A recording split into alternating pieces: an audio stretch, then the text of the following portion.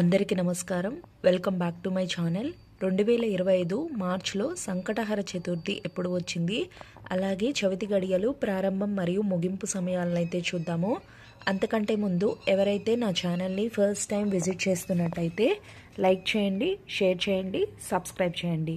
ప్రతి మాసంలో కృష్ణపక్షంలో వచ్చే చతుర్దశినే మనం సంకటహర చతుర్థిగా జరుపుకుంటాము.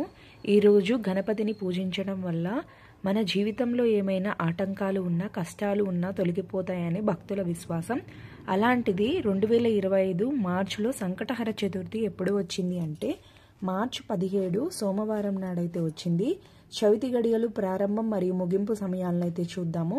ఎప్పుడు ప్రారంభం అవుతుంది అంటే మార్చి 16 ఆదివారం మధ్యాహ్నం 2:52తో ప్రారంభమవుతుంది. ఎప్పుడు ముగుస్తుంది అంటే మార్చి 17 సోమవారం సాయంత్రం 4:57తో అయితే మనకు చవితి గడియలు అయితే ముగుస్తాయి. ఈ వీడియో మీకు నచ్చింది అండ్ ఉపయోగపడుతుంది అనుకుంటున్నాను. ఈ వీడియో కనుక మీకు నచ్చితే లైక్ చేయండి, షేర్ చేయండి.